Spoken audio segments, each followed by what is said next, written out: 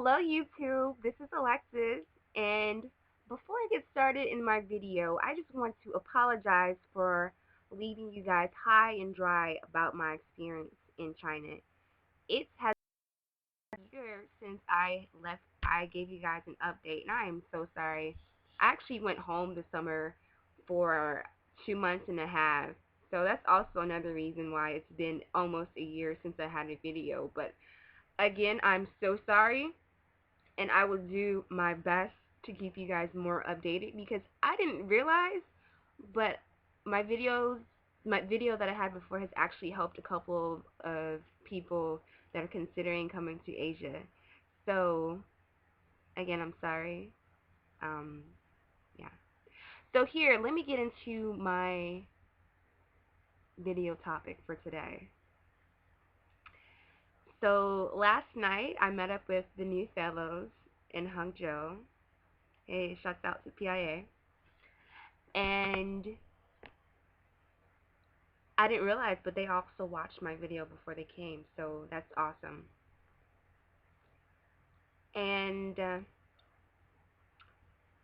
anyway, so last night I finally met them, and we were talking, and come to find out, a lot of my experiences in China have been weird.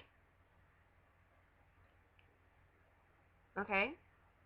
So today I'm going to give you my top weird, or should I say culturally different experiences that have happened to me in China.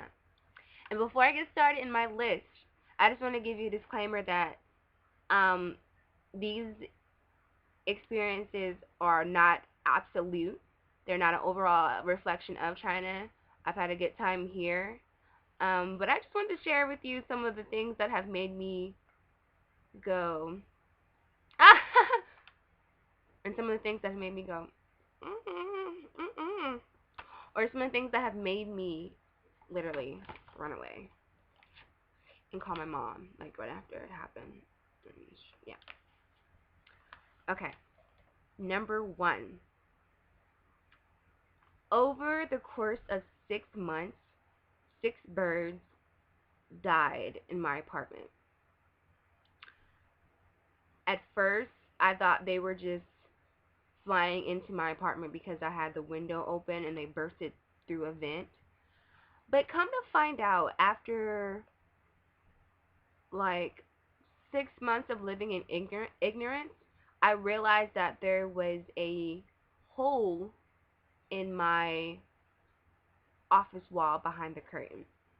And this is not at all a reflection of my cleanliness because I'm a very clean person. I'm bleaching and everything. I just did not know there was a hole behind the curtain in my office.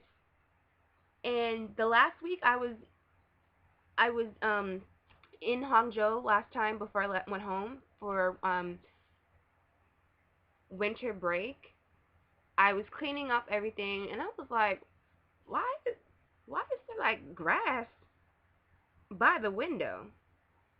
What is going on with the grass? So I took a broom and opened up the peered the curtain because I was scared. I was like, I don't know what's back there, and there was like a freaking bird city behind the curtain.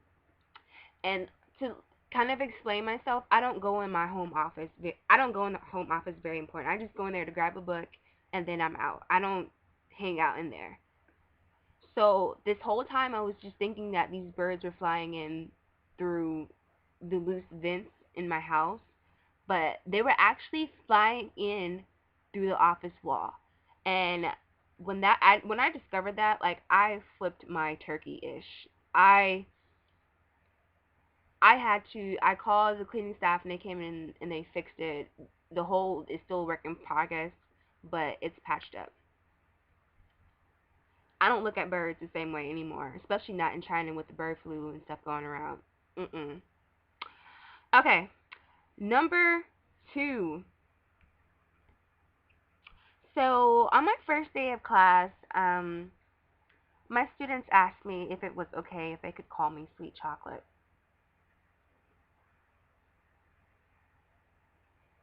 Do you really think it's okay to call your teacher Sweet Chocolate? I mean, I'm sure my students at the time, they didn't really understand the depth of calling somebody sweet chocolate. That sounds like an exotic dancer name, and that is something that I'm not. You can call me Miss Carter. Sweet chocolate. Okay, anyway, um next thing, uh so one day, so during one of the lessons that we had in class was about US immigration, or the US culture diversity. And during our midterms, we always have them do a conversation between two students. And this particular group, they had to do their topic on U.S. immigration. So I'm going to try my best to relay their skit. So basically, in the skit was about um, they transformed themselves into two Africans, okay? And person A was a embassy officer. Person B was trying to get into the U.S. And person A was interviewing person B about why they wanted to come to the U.S. So person A says, "Oh, so why do you want to come to the U.S.?" And then person B is like, "Oh, I want to go to America because I want to see my black brothers and my sisters because they are enslaved." My face while they're saying this, like, is the hell is about to go on? And then person A is like, "Well, why do you want to see your black brothers and sisters?" "I want to see them because they are oppressed and I have to help them." The whole time I'm in my seat, like, I have this kind of face, like, trying to, like, control it. Anyway, so I talked to them afterwards, and I said, your grammar was absolutely perfect, However, slavery does not legally exist anymore in the U.S. Secondly, there would be no physical way for a person who is a descendant of a black slave to have a brother or sister in Africa. Maybe a cousin from like a long, long, long, long, long time ago, but definitely not a brother or a sister. And I don't know if they meant that like in a fictitious way, as in sister or brother, but like definitely not a brother or sister. So I had to clear that up for them. But again, this is my list. Okay, so moving on to number 4. Um,